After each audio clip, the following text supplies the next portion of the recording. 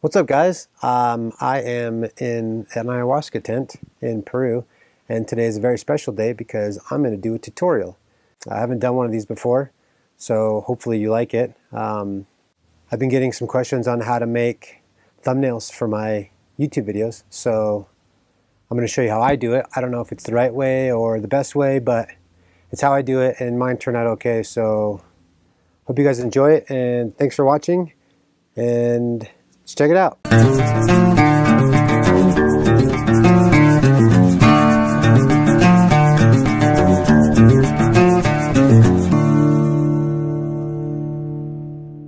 All right, so I already have a photo here. This is me on the top of a sand dune in Huacachina, Peru. And I always try to make a specific photo for my YouTube videos for the cover. Like I specifically shoot a picture knowing I'm going to use it. I don't know if that's what you're supposed to do or not. That's just what I do. And I think it tends to work out better. So here I was like, oh yeah, cool. Let's do a selfie on the top of this dune. It'll be a perfect cover photo.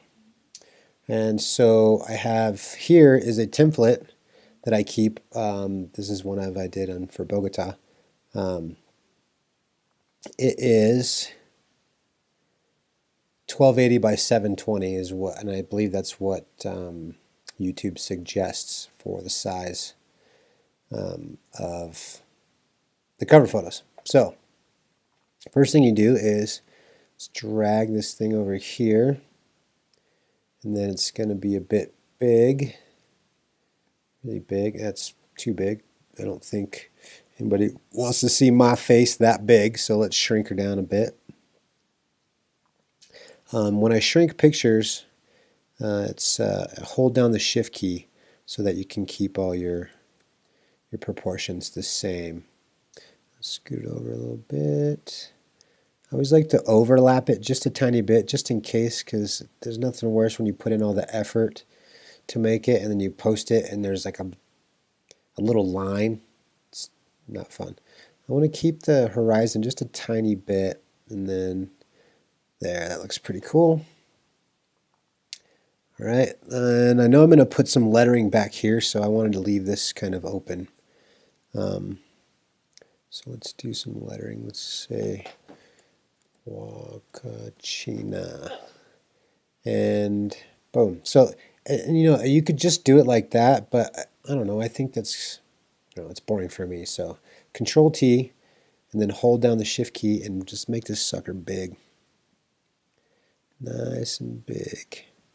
And so what you can do too is I use these markers. I forget what they're called. But as soon as that thing attaches itself to it, you can move it up and down, and then if you hold Shift and Alt at the same time, it keeps it centered when you shrink it, so you know that's always in the center. Let's make it pretty big. Let's be obnoxious.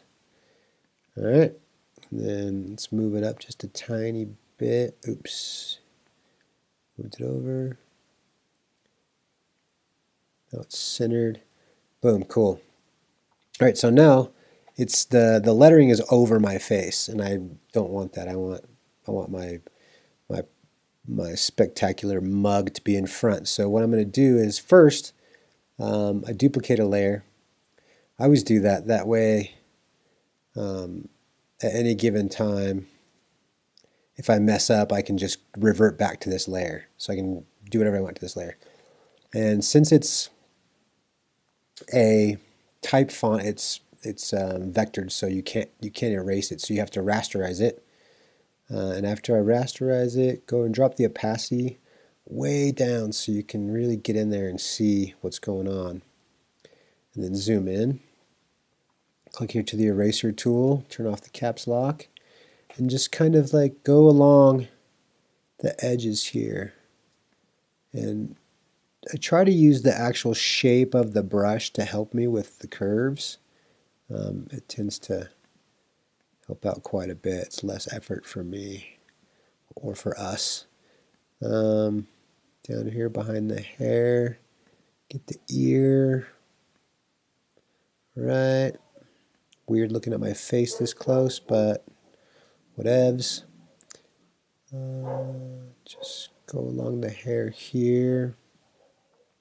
And you don't have to do this, but I like to really get in there and get like every little hair. You don't have to. It can be quite painstaking and time consuming, but I don't know. I used to be a graphic designer, so I kind of nerd out on that stuff anyway.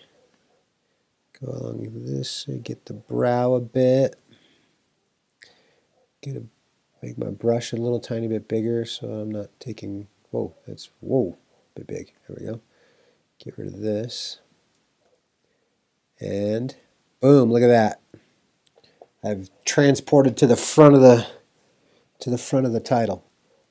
All right, so let's see here. Let's put a little drop shadow on it. See how that looks. It's a little dark. Let's lighten her up a bit. Just so it's more subtle. It's not as like in your face, like subtlety. Okay, cool. So now we have the space here. I'm going to put Peru because that's where I was. I already used that font, so let's use a different one. Let's do, what do I have? I want to do a cursive font. What do I have? I know I have one. Where is it? Starts with a B. Ah, barbershop in Thailand. Cool. Maybe let's do 100. That looks good.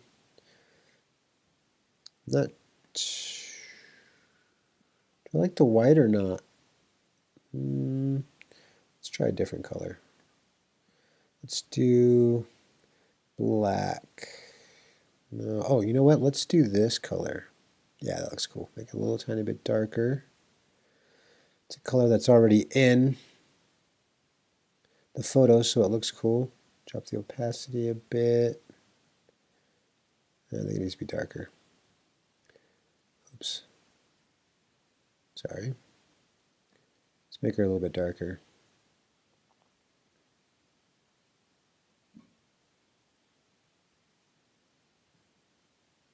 Cool. Yeah. Yeah, that looks nice. So you kind of zoom out a bit, so that's what it's going to look like on YouTube as a thumbnail. So now I want to save a Photoshop document of it. Wakachina cover tutorial. Okay. And then flatten it. Flatten the image. Okay. And then save another one as a JPEG so that you can upload it to YouTube, because YouTube will not like it if you try to upload a PSD file. So there you have it. Now you don't have to have boring cover photos, and to be honest, I really think that the cover photo is important. Not everyone shares that with me, but I personally think that a cool cover photo will catch someone's attention and you'll get more views. Does it work? I don't know, but I'm going to pretend that it does. So cool. Well, thanks for watching, and don't forget to subscribe, hit the like button. If you have any questions or comments or complaints or suggestions or even ideas or whatever, you want to shoot them at me, leave them there in the bottom there in the comments, and I'll see you guys out there. Peace.